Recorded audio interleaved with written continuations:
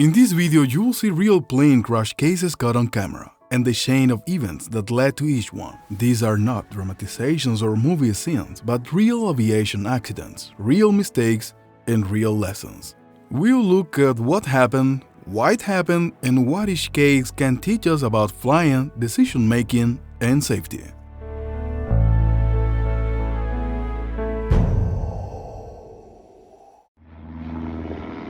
On August 9, 2021, near Ocklawaha, Florida, a Pitts 12 crashed into Lake Weir during a local aerobatic flight, killing both the pilot and the pilot-rate passenger. The NTSB found that the pilot lost control while performing aerobatic maneuvers and entered an inverted flat spin that the airplane never recovered from, with no evidence of pre-accident mechanical failure. The lesson here is clear. Aerobatic flying leaves almost no margin for error, so aircraft-specific training, disciplined recovery technique, and altitude awareness are critical.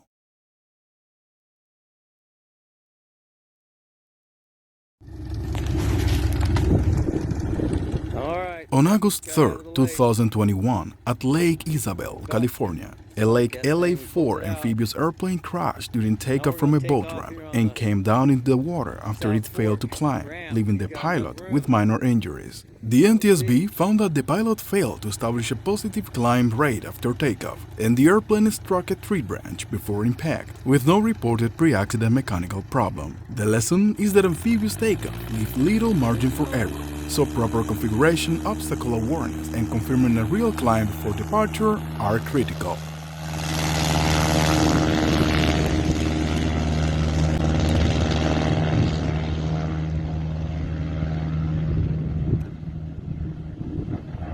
Woo! He barely cleared the dock. Woo! Uh-oh. Uh-oh, he's going down. Oh shit, he went down.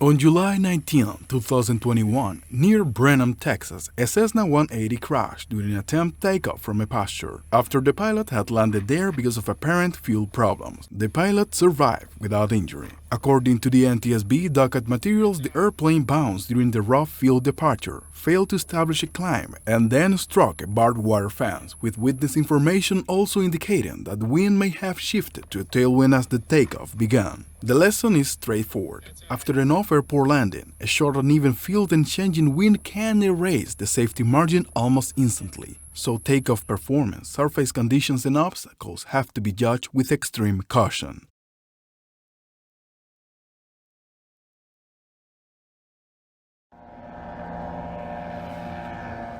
On July 9, 2021, near Albany, Oregon, a Northwind Mustang 3 shift trike crashed during a low-level maneuvering flight, killing both the pilot and the passenger. Investigators found no pre-impact mechanical failure. The evidence showed the aircraft entered a steep left turn that tightened to nearly 90 degrees of bank, beyond the manufacturer's 60-degree limit, and the pilot lost control too low to recover.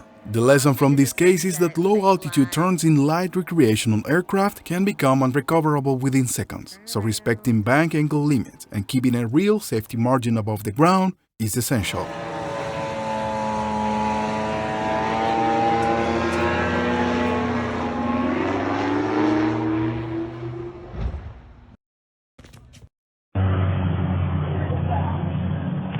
On June 17, 2021, in Kinston, North Carolina, an air tractor AT-40B crashed near a drag strip after the pilot performed a very low-level aerobatic maneuver and lost control, killing itself. The NTSB determined that the airplane, which was not approved for aerobatic flight, entered an aerodynamic stall and spin during the maneuver, and investigators found no pre-impact mechanical failure.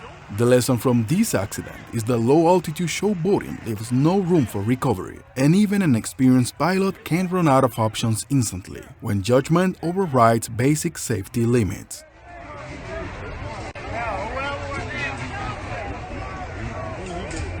They gone?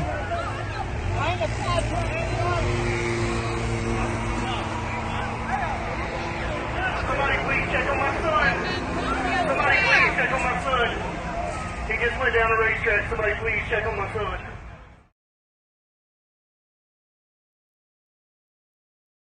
On June 4, 2021, at Aspen-Pitkin County Airport in Aspen, Colorado, a Cessna 560XL was substantially damaged when its landing gear collapsed during landing, but both pilots and all 3 passengers survived without injury. NTSB docket materials show that seconds after touchdown, the right gear was no longer indicating down, while post-accident testing found the right main landing gear actuator functioning normally and did not confirm a clear actuator failure in the public record. Investigators also found that the landing gear control handle could stick between detents between bench testing. The lesson from this case is that landing gear anomalies can become serious even without an obvious confirmed mechanical break. So strict system checks, disciplined handling, and conservative planning are critical, especially at a demanding airport like Aspen.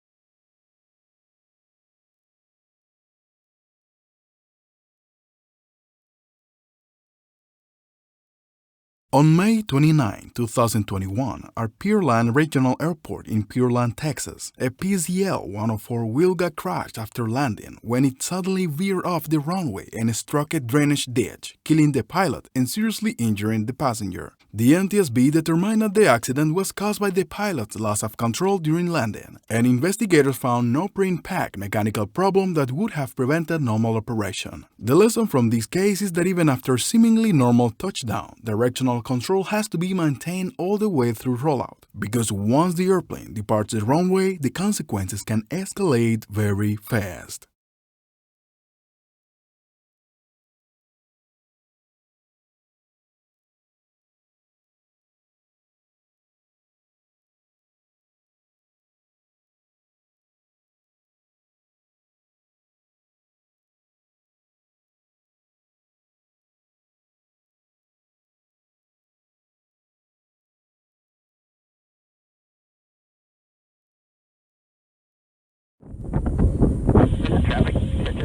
On May 5, 2021, at Ridgeland Clothing Airport in Ridgeland, South Carolina, the Gulfstream G150 ran off the runway during landing and was substantially damaged, but both pilots and all 3 passengers survived. The NTSB found that the crew continued an unstable approach. The ground air brakes did not deploy after touchdown, and the situation was made worse by pressure to complete the flight quickly and by landing with a quartering tailwind that exceeded the airplane's limits. The lesson from this case is that even in business aviation, rushing a landing and accepting an unstable approach can erase the safety margin in seconds.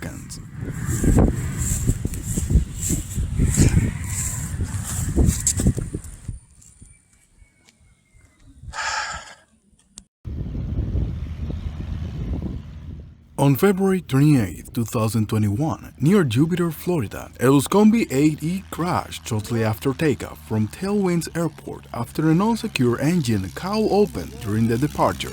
The pilot was killed and the pilot-rated passenger was seriously injured. The NTSB concluded that the pilot exceeded the airplane's critical angle of attack, causing an aerodynamic stall and loss of control, with inadequate pre-flight inspection and unsecure cowl contributing to the accident. The lesson from this case is that a distraction right after liftoff can turn deadly in seconds, so maintaining airspeed and aircraft control has to come before troubleshooting any abnormal indication.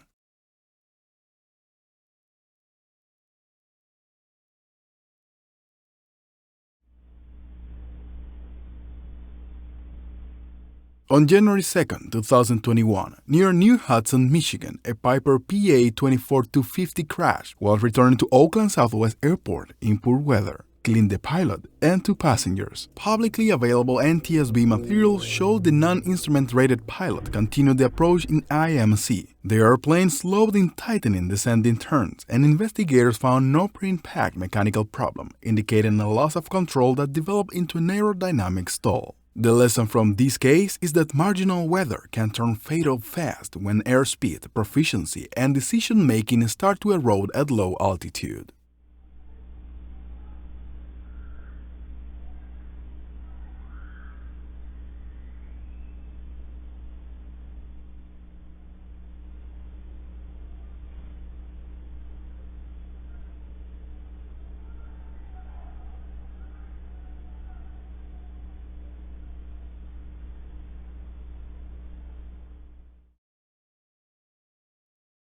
On December 20, 2020, at Morris Municipal Airport in Morris, Illinois, a Robinson R-44 rolled over during a low-speed helicopter practice near the ramp and was substantially damaged, but the pilot survived with minor injuries. NTSB public materials indicate the pilot had been practicing pickups, set-downs, and touch-and-go work, then encountered wind shift that caused a loss of control, and the pilot reported no pre-accident mechanical malfunction. The lesson from this case is that helicopter handling margins can disappear quickly in gusty, shifty winds, especially near hangars and ramp areas where local airflow can become unpredictable.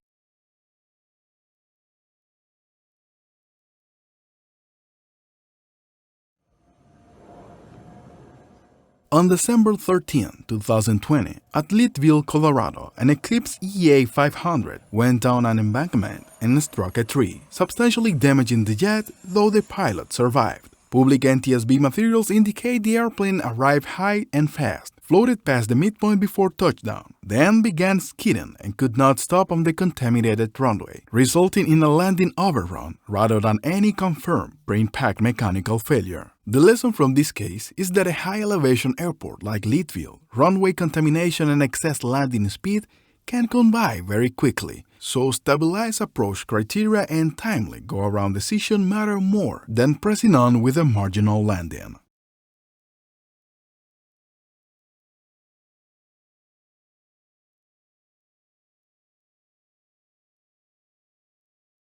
On December 4, 2020, at Palm Springs International Airport in Palm Springs, California, a Cessna 172 crashed during a solo training flight after a bounce landing led to a go-around and the student pilot was seriously injured. The NTSB found that the student pilot failed to maintain control during the attempted go-around, exceeded the airplane's critical angle of attack, and stalled the aircraft. Investigators didn't find any pre-impact mechanical failure that would have prevented normal operation. The lesson is that after a bad landing, a go-around still has to be flown with strict pitch and airspeed discipline because a stall can be developed in just a few seconds at low altitude.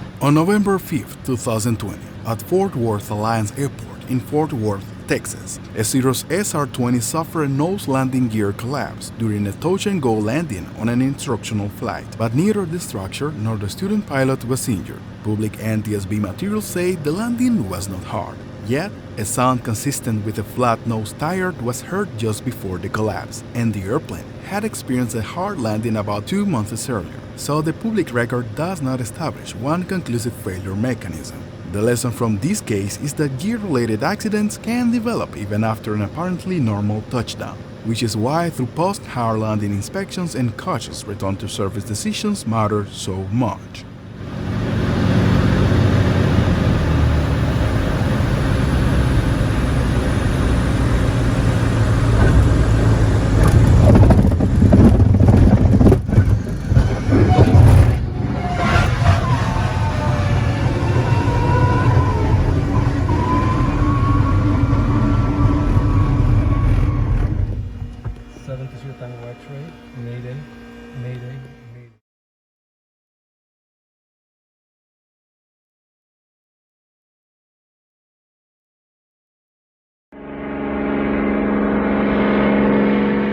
On October 29, 2020, near Las Vegas, Nevada, a Cessna 310 crashed after the pilot reported that he needed to shut down one engine and both people on board were killed. The NTSB found that the left engine lost power because of oil starvation, and that while maneuvering on one engine, the pilot allowed the airplane airspeed to drop below minimum controllable speed, leading to a loss of control. Investigators also said inadequate maintenance had failed to correct an ongoing engine problem before the flight. The lesson from this accident is that in a twin, engine failure does not leave much room for error, and once airspeed falls below control speed, the situation can unravel almost instantly.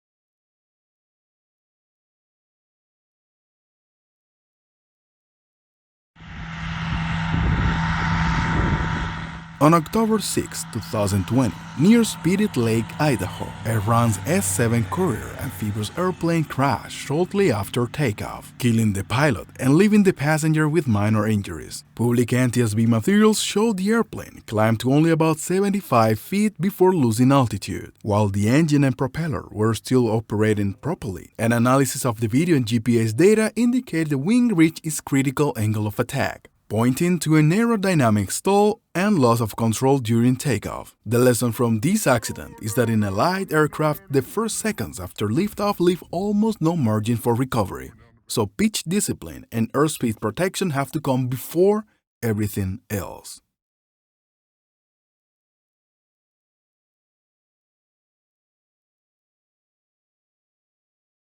On September 24, 2020, near San Diego, California, a Great Lakes 2T-182 biplane crashed shortly after takeoff during an instructional flight, seriously injuring the flight instructor and leaving the pilot receiving instruction with minor injuries. The NTSB determined that the airplane suffered a loss of engine power for reasons that could not be determined, which led to an off-airport descent, a collision with a tree, and a hard landing outside the airport perimeter. The lesson from this case is that when power is lost at low altitude, the priority has to shift immediately to airspeed and controlled flight, because there is almost no time or space to recover from even a small mistake.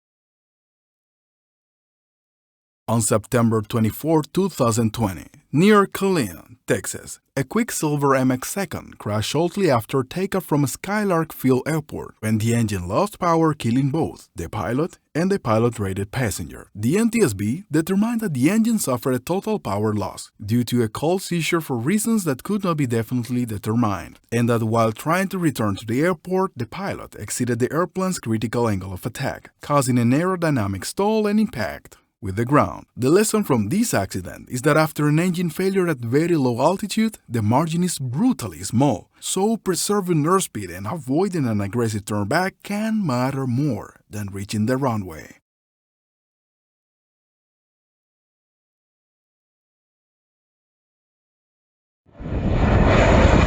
On September 22, 2020, near Emmett, Idaho, an air tractor AT-AO2A crashed during a firefighting drop after descending into valley and failing to clear the rising terrain ahead, killing the pilot. The NTSB found that the pilot descended below the surrounding terrain and delayed the climb out too long, while difficult terrain and flat lighting made it harder to judge clearance accurately, and investigators found no mechanical problem that would have prevented normal operation. The lesson from this case is that in low-level fire operations, terrain awareness and early escape path are critical, because once the margin disappears, there may be no time left to recover.